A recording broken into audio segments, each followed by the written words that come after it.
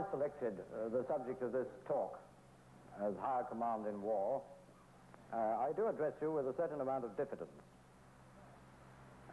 because command is an intensely personal affair, and anyone who's exercised it and then goes on to talk about it, which may not be very wise, is bound to do so having based all that he says on his own personal experience. And any man's personal experience, however wide it's been, is limited.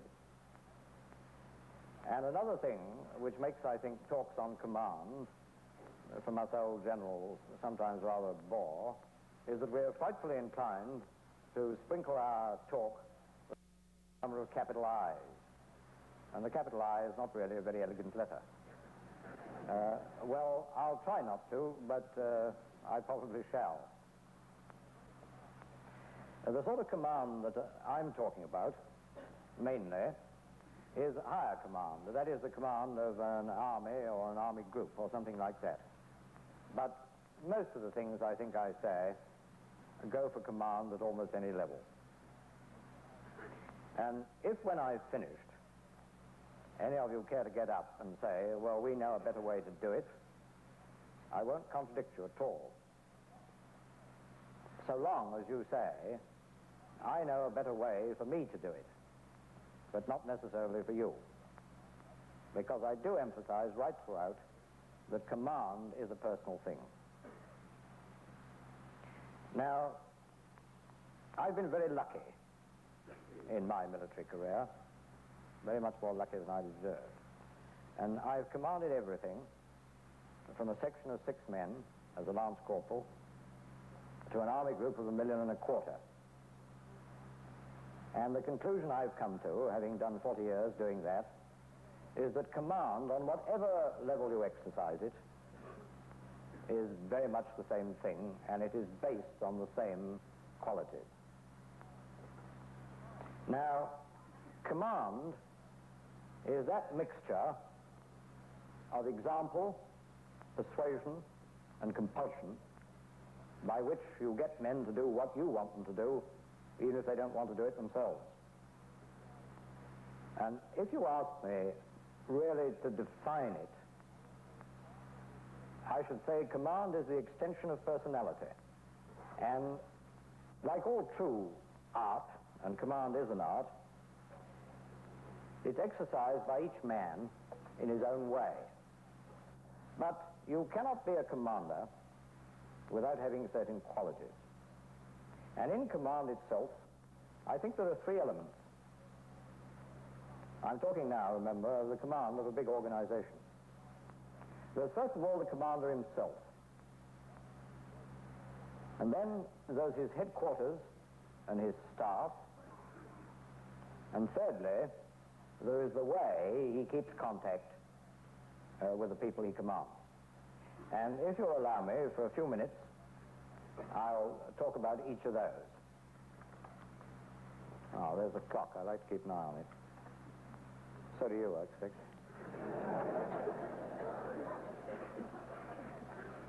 Now, if you're ever starting to organize a command and a campaign, and quite a lot of you will probably before you've finished, believe me, the first thing to do is to select your commander and select him early on, because he should be the mainspring of the whole thing.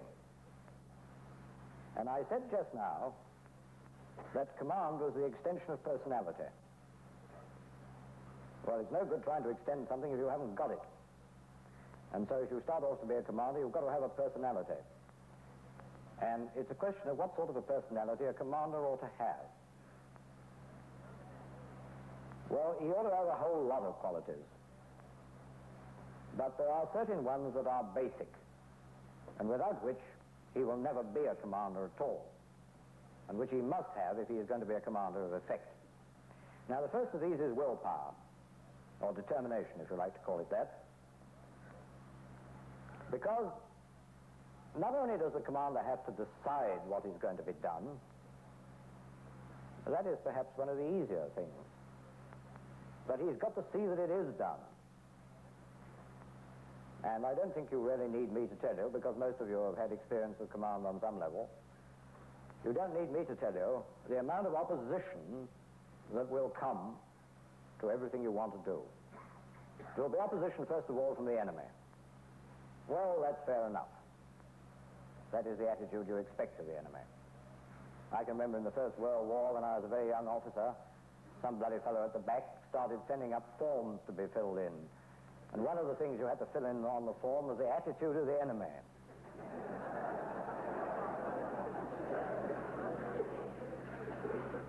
Well, a certain young officer filled in hostile. And he got it back with a very rude note from the staff saying, amplify your answer. And so he sent it back definitely hostile.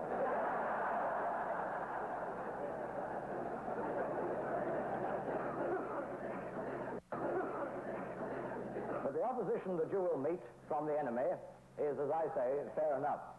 But there are lots of other things, lots of other people who are going to oppose you. And strangely enough, first of all, will be your own staff. Sometimes I used to get so cross with my staff, which was one of the finest Anglo-American staffs you could have had in the world. I used to get so cross with them sometimes that I used to say, you fellows do nothing but tell me that anything I want to do is logistically impossible. And you will get most of your opposition to the things you want to do from the administrative, or what you call the logistical staff. And that is very understandable, because the one thing that an administrative staff officer wants to avoid is letting down his commander. And so they're always a little bit on the cautious side. You know, they used to say that if the British Army ran the Air Force, we should have a captive balloon with 6 spare pilots towed behind every airplane. Well, I don't think we're quite as bad as that, but there is always a tendency on the part of your administrative staff to say, look here, you're taking too great a risk. Sometimes you may be, but you will get opposition from them. And then there are your subordinate commanders, who probably want to do the thing a little bit differently, or have other ideas. And sometimes you'll find your superiors have very strong ideas of their own, and you'll have to deal with that sort of opposition. And then, if you get rather high up, there are doubting and interfering politicians, and you'll have to deal with them. And they aren't so hard to deal with when you get down to it. They aren't half as tough as they look sometimes. And then, of course, there are your allies. Now, it's an extraordinary thing that you should meet with so much opposition from allies. Allies altogether are really very extraordinary people.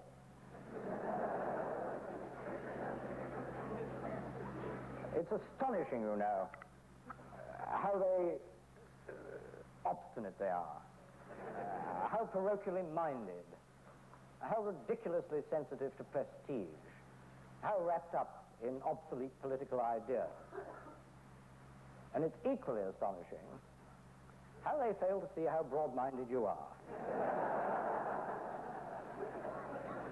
How clear is your picture, how up-to-date you are, and how cooperative, and how big-hearted you are. It's extraordinary. But let me tell you, when you feel like that about allies, and you'll have even worse allies than the British, believe me, when you feel like that about it, just remind yourself of two things. And the first is that you're an ally too, and all allies look just the same. And if you walk round the other side of the table, you'll look just like that to the fellow sitting opposite. And then the next thing to remember is this, that there's only one thing worse than having allies, and that's not to have allies.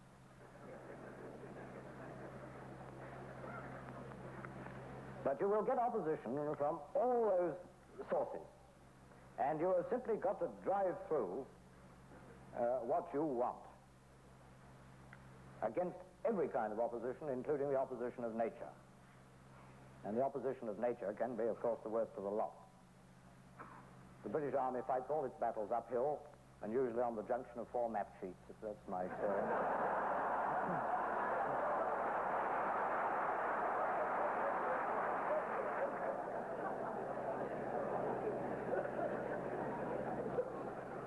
But to be a little more serious, this determination, this willpower, which is the first essential of a commander, is really based on courage. Not so much on physical courage. You'll have that. because, thank God, we come of races in which courage is bred in us. You will have physical courage, but what, as commanders, you will have to have is the rarer virtue of moral courage, which simply means that you do what you think is right without bothering too much about the effect on yourself. And that is the courage that you will have to have. And you will have to be as big as your job.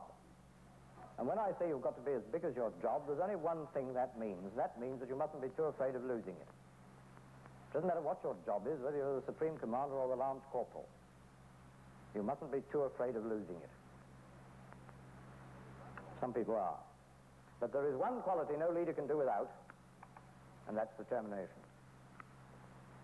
Then, I would put next judgment.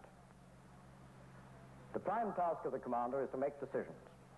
What he's got to do is to weigh up all the various factors, recognizing the fact that you always will in war, that half your information may be wrong, a lot of it is missing completely, and there are all sorts of factors over which you have no control, like the weather and to a certain extent the action of the enemy. But you have got to weigh all those things up and come to a decision as to what you want to do. You must have that judgment of events. And then another kind of judgment that you've got to have is the frightfully important judgment of men. You must be able to select your own subordinates. And I have known at least one man who had every attribute of a commander and would have been one of the greatest commanders that we have produced, but he lacked the power properly to select his subordinates. And he was too loyal to them sometimes and clung on to them when he should have got rid of them. But what you've got to do is to choose your subordinates and then decentralize to them. Don't try and do every goddamn thing yourself, because you'll kill yourself unless you make somebody so angry that he shoots you. And one of the mottos for a commander who is going to survive the strain of command for any length of time, I would say, is don't keep dogs and bark yourself.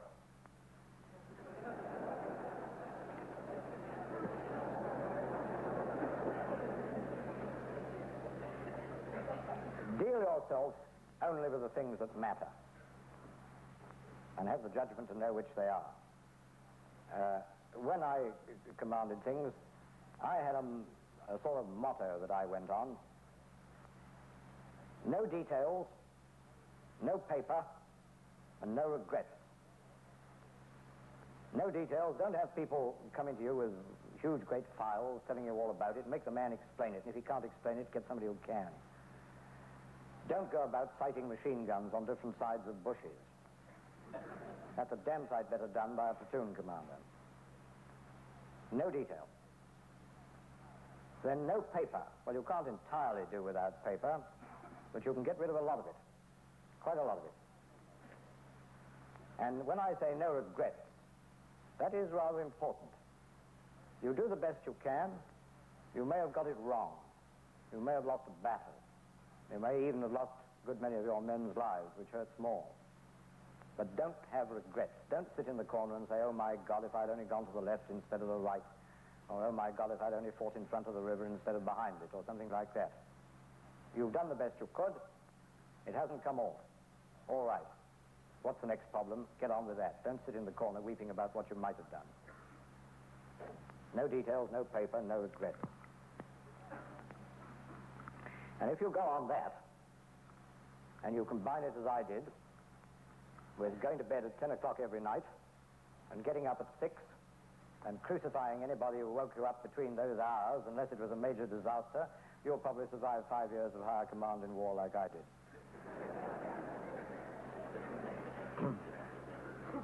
And you'll probably do better, too.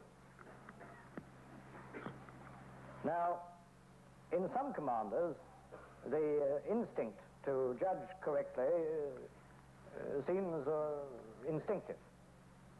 And you very often hear people say, so-and-so's a lucky commander. Well, you can be lucky once, you can be lucky twice, but I don't think you'll be lucky 3 times. If a chap's lucky 3 times, there's something more to it. And I think I can illustrate that to you.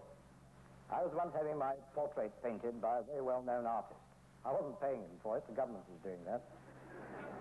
And I watched him doing it, and he had a big palette. And he took his colors in these little toothpaste tubes, and he squeezed out blobs of the primary colors all down the side of his palette. And then he took a brush, and he took a little dab of each, mixed them all together, and then he went straight on and put his stroke on the canvas, the color of my nose, or whatever it was. And it struck me as the most extraordinary thing, because if I'd been doing that, I should have wanted to try it on a bit of something first and see if I'd got the right color.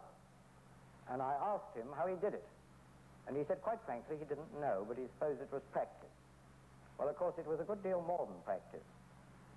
It was a mixture of training, of observation, and of knowledge, and of feel for his task.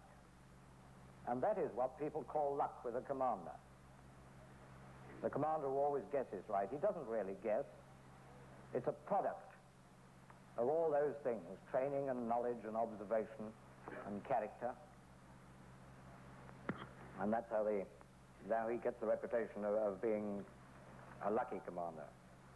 There's only one more point I'd make you about judgment, and that's this.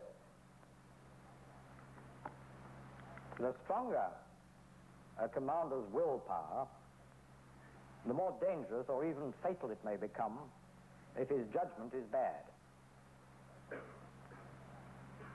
Therefore, when you select your commanders and when you train yourselves as commanders, keep the balance between strength of will and this judgment. Now, another power that a commander has got to have is flexibility of mind. Modern war and tactics and techniques change rapidly. Indeed, the whole background against which you fight a war may change very rapidly. The invention of a new weapon, a political change, a change in climate, the whole thing may change very quickly. And unless you can adapt yourself to that, unless your mind is sufficiently flexible, you won't be a good commander.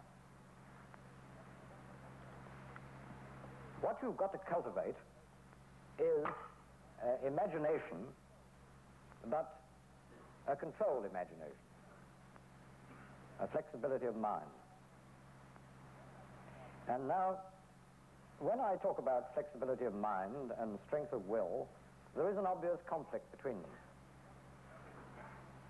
And you've got to be very careful to see that your strength of will doesn't become just damned obstinacy, and that your flexibility of mind doesn't become mere vacillation.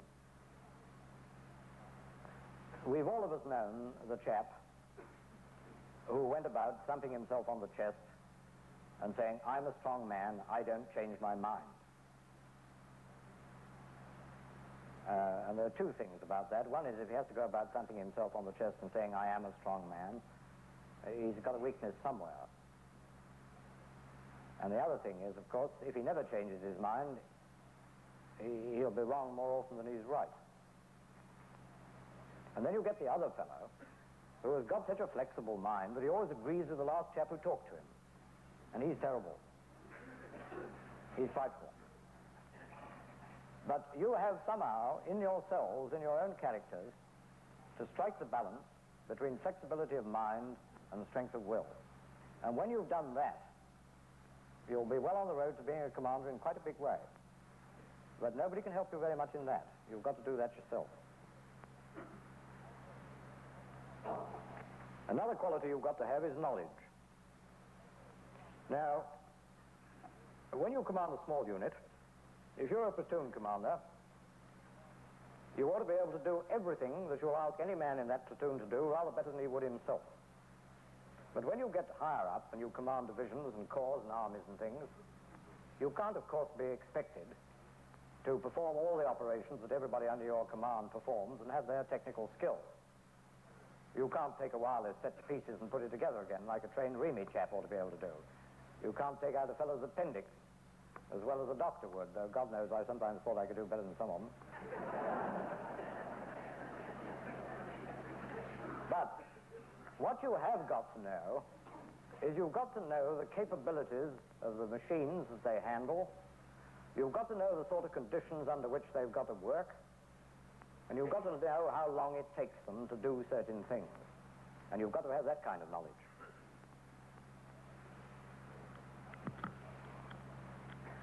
Another kind of knowledge that you'd better get onto is the knowledge of your enemy. And we, the British, at any rate, are not very good at that. We don't study our enemy enough. And when you're a commander, one of the people you want to study very closely is your opposite number, the fellow you're fighting. Because very much a battle is a struggle between the wills of the commanders. And I found it very difficult to get very much information about the Japanese. We weren't very clever at it at the start of the war with Japan. And I remember on one occasion, I really did think I knew my opposite number pretty well. I used to keep his photo on my desk. He was an ugly-looking little basket with a big moustache and prominent teeth and glasses, just like a caricature of the Japanese. And if I couldn't do anything else, I used to look at him and say, well, I may not be much of a general, but anyway, I'm better looking than you. And I thought I knew that fellow very well. And I planned the whole campaign on what I reckoned he would do as a reaction. And it didn't go right at all. Everything went the other way. And it was only after I'd been fooling about at this game for some time that I discovered that they'd sent him off to commit suicide when he was told he could go home and commit suicide, but not till the war was over. And they'd produced another commander who had different ideas. But the whole temper of the thing was quite different because they'd changed the commander. And one of the things you've got to have knowledge of is your enemy, and especially the commander. Of course, major tactics will be the basis of your knowledge. But what I do stress, and what I think we sometimes, we the British, I won't say you do, although I think you do, what we miss very often is a general knowledge of administration. Now, it's not usually difficult for a commander to know what he wants to do. The thing that is difficult to know if he can do it with the resources he's got. And the answer to that is a logistical answer nearly always. And unless the commander himself has a pretty wide knowledge of general administration and logistics, he'll find himself much too much in the hands of his logistical experts, who will be admirable chaps, but who, as I said just now, will be on the cautious side. And I had a great argument with Field Marshal Montgomery. I don't have many because I nearly always agree with him on military matters. But I had a great argument with him once about what were the qualifications of a great commander. We each of us tried not to give our own qualifications, but...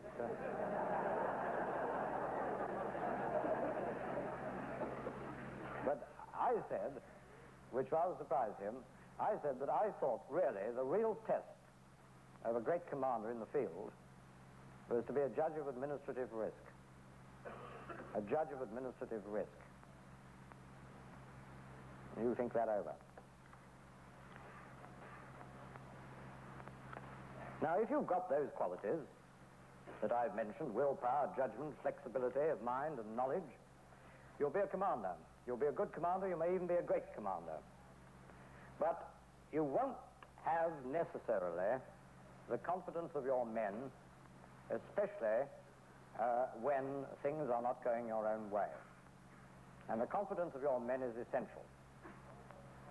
And in order to get that, all those qualities must be based in a simple honesty, on integrity. You've got to have this massive and simple honesty. All the really great commanders who held their men have had it. Because the only foundations that in a man himself will stand under real great stress are the moral ones. You're all right as long as you're winning. I'm a hell of a general when I'm winning. Anybody is. But it's when you're not winning. And I haven't always been winning. If you'd ever been a British general at the start of a war, you'd know that. And it is then that there is the real test of leadership. It's a funny thing, you know, but when you're in command, and things have gone wrong, there always comes a pause when your men stop and they look at you. And they don't say anything, they just look at you. And it's rather an awful moment for the commander, because then he knows that their courage is ebbing out, their will is failing, and he's got to pull up out of himself the courage and the willpower that will pull those men up again and make them go on. That happens to every commander sometime or other. And he'll never get over it unless he's got the confidence of his men. I can remember myself, I'm not telling you this as an example of leadership, but I remember myself, I stepped out of a tank once because the tank was the only means of communication I'd got left. And I stepped out of it, and I saw waiting for me two of my subordinate commanders, a couple of staff officers, and one or two other fellows, standing in a very melancholy-looking group. And the situation was just about as bad as it could be. We got a division cut off. We had no means of getting it out. And I didn't think we should last very long, or it didn't look like it. And as I stepped out of this tank, those chaps just looked at me. And I didn't know what the hell to say. And so I put the best face I could on it, and I tried to look cheerful, and I said, well, gentlemen, it might be worse. And one of those unspeakable fellows said, how?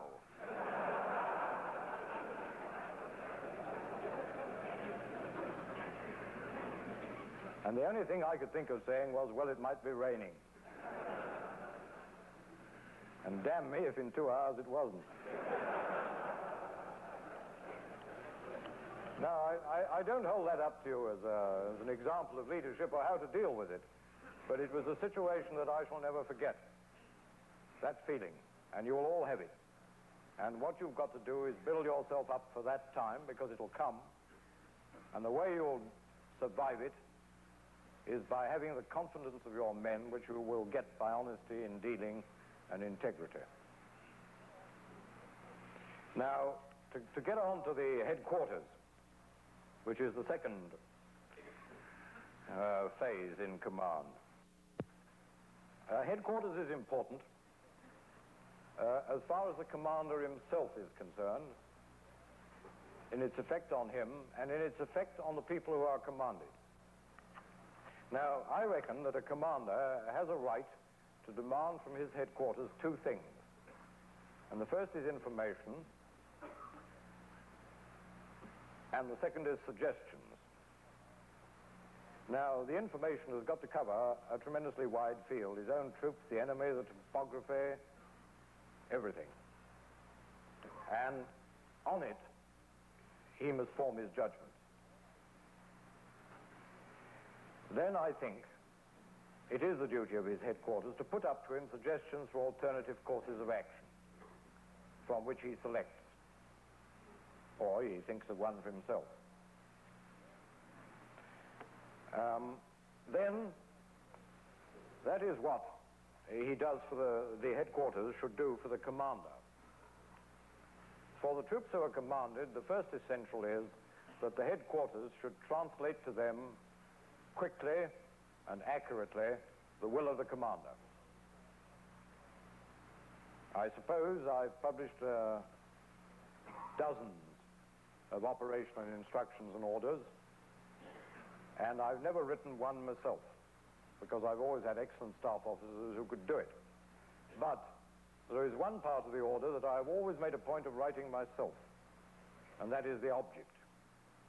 And I do recommend it to you, gentlemen, that when long orders are being written about complicated operations, you take up your pen yourself and write the object in your own words, so that that object goes down to everybody. Now, your headquarters, you must insist, regards itself as the servant of the fighting troops. In practice, that means that they won't collect to themselves an undue proportion of the amenities, but they will confine themselves, or you will confine them, to having the necessary degree of comfort for them to perform their duties really efficiently. In the Burma campaign, very often, owing to shortage of air transport, a lot of my troops, my forward formations, used to be on half rations. Whenever they went on half rations, I used to put my own headquarters on half rations. It was a little bit theatrical, I admit. But it did remind the young staff officers with healthy appetites what it was like to be hungry, and it perhaps made them put just a little more ginger into getting the supplies forward. But you have got to see that your headquarters is the servant of the fighting troops. It's got to be a friendly headquarters. I don't mean friendly amongst yourselves, it must be that, but it must be friendly to the people who come to it from outside. If you've got an officer who comes to headquarters to find out something, don't keep him hanging about. Have somebody ready to take him to the chap who can give him an answer. And don't forget that your headquarters, any headquarters, is always under inspection. Always. It's being inspected by the people who come up from below. Don't bother too much about the people who come down from above. It's the people who come up from below. And therefore, not only has your headquarters got to be a friendly one and a helpful one, but it's got to be not only efficient, but to look efficient. It's a very bad thing if you come up to a headquarters and it doesn't look efficient. It's got to look efficient. So take a look round yours and see that it does. Now, as far as the organization of your headquarters is concerned, we organize our headquarters now on the Chief of Staff system, so do you. Personally, I'm not very fond of it. I like the old-fashioned British system, before we began to copy Germans, of the commander dealing direct and himself with his principal staff officers. I know all the arguments in favor of the other, and they're very good ones. But if ever I run a thing, I run it rather on the old system. But don't let that worry you. I'm not preaching heresy. I'm not asking you to change anything. Because when you get to a height in command, it really won't matter what the theoretical organization of your headquarters is. By changing the emphasis a little bit, you'll have it running in the way you want it. There are certain officers in the selection of which for your headquarters you ought to pay a great deal of attention. There's first of all, of course, your Chief General Staff Officer, or your Chief of Staff. There's next, and in many ways more important, or equally important, your Chief Administrative Officer. And then there are two other fellows I would draw your attention to. And one is your Chief Intelligence Officer. Now, when you select your Chief Intelligence Officer, don't select him because he's the sort of fellow who can put on false whiskers and go down the bazaar and pass himself off as a Chinaman or something. Anyway, he can't do it, but you don't want that sort of fellow. What you want, first and foremost, is a good organizer. A fellow who can organize the collection and interpretation of intelligence, not necessarily collect it himself. And in his organization somewhere, you want a fellow who will represent to you the mind of the enemy commander. They're very hard to find, these chaps. Very hard to find. But they are there. They're very rarely regular officers. They are usually university dons or something like that. And they appear. And you get a fellow with the extraordinary flair of being able to put himself in the mind of the enemy commander. Well, get him and put him in your pocket, because he's very useful. And then you want some good planners. They also come from what we might sometimes think strange places. Two of the best planners I ever had, one was a fellow of All Souls College at Oxford, who was the son of the Archbishop of Canterbury, and the other one was an American National Guard reserve officer whose profession was the selling of refrigerators. And they were, both of them, absolutely first class. But you do want the high-class planner. Don't go in for traveling circuses. We developed a very bad habit in the British Army. When an officer was promoted, he took all his staff from the lower formation. Well, that meant that you pushed out a lot of really very good fellows. You broke up the command of a lower formation, and it wasn't good for the commander himself. unless he was a very exceptional man, you were very much inclined to get a little too much Ludendorff and not enough Hindenburg.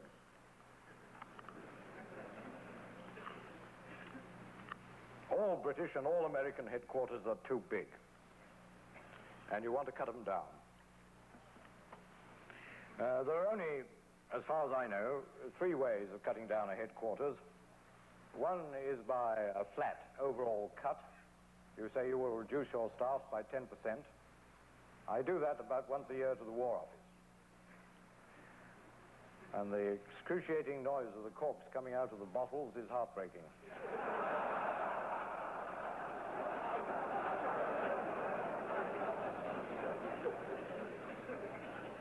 Another way of doing it is by the elimination of complete sections. And that is possible, because you do find, especially in wartime, that round your headquarters grow up all sorts of fancy sections and things that you can really very well do without, or you can push further back.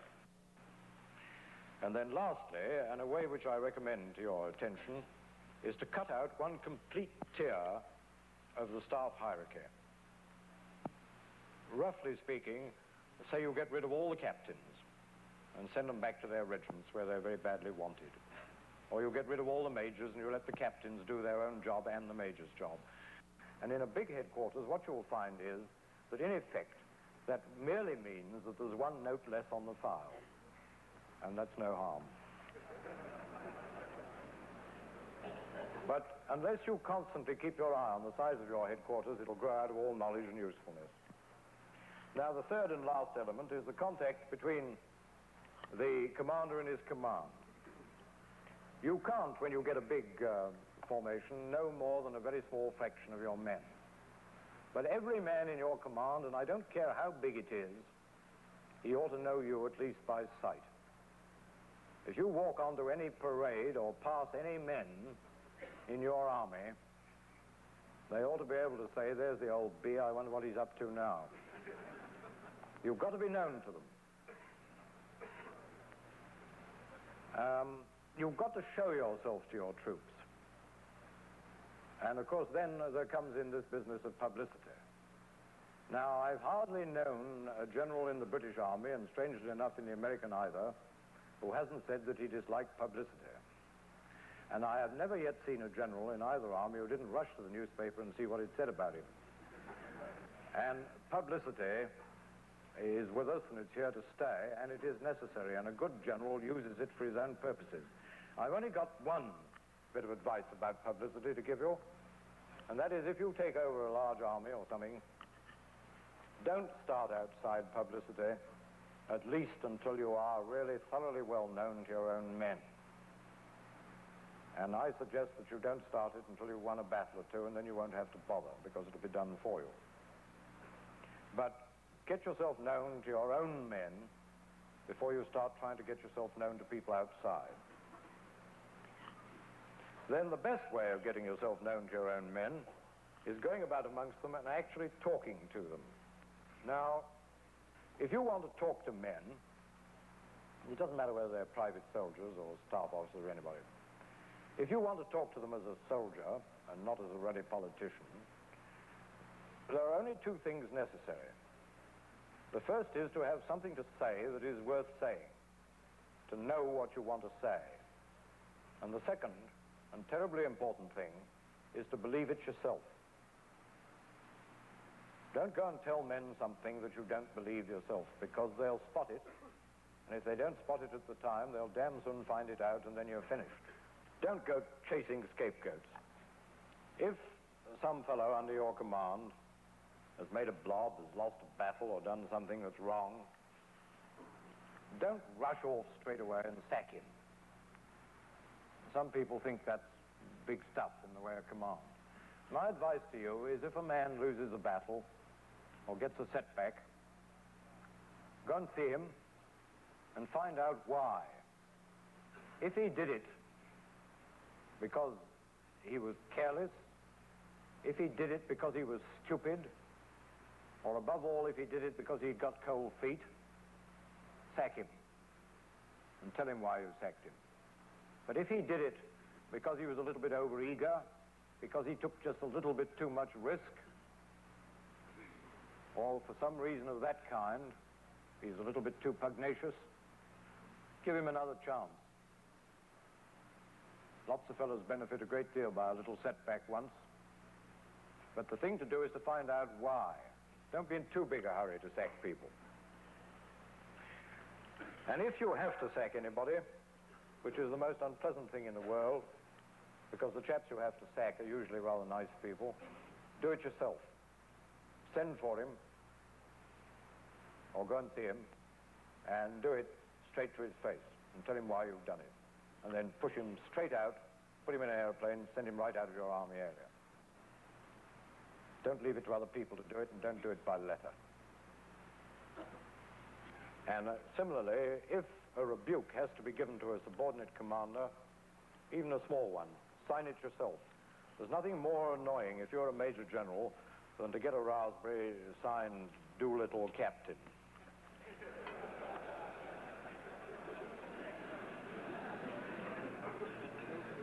And finally, when, as some of you will, you become great generals and you have all these fellows rushing about, the publicity merchants, watch it that they don't make a monkey of you. Watch it that they don't make you begin to act as they think you ought to act. If you see yourself putting your cap on at a particular slant in front of the mirror before you go out with all these fellows with their flash bulbs, well, just watch it. Because there have been more than one good chap who's been a little bit ruined by that, who's began to try and act up to what the publicity boys thought he ought to be. Well, don't. It may even affect your judgment. Now, I've talked quite long enough, a bit too long. And all I tell you is this, that command is a completely personal thing. That you've got to have certain essential qualities that I've mentioned: willpower, judgment, flexibility of mind, knowledge and integrity. And don't confuse those with the frills that commanders always cultivate. They cultivate them because they want to get known to their troops. If you wear a couple of pearl-handled revolvers, you won't be a Patton. If you put 2 badges in a berry, you won't be Monty. But look at the essentials that are in those commanders and copy that. You've all got the makings of commanders in you. Some of you have already been commanders. You've all got the makings in you. You can develop them. You wouldn't be here in this hall if you hadn't. And the last thing I'd say to you is this: command is you. As you develop, be yourselves. Because no imitation was ever a masterpiece.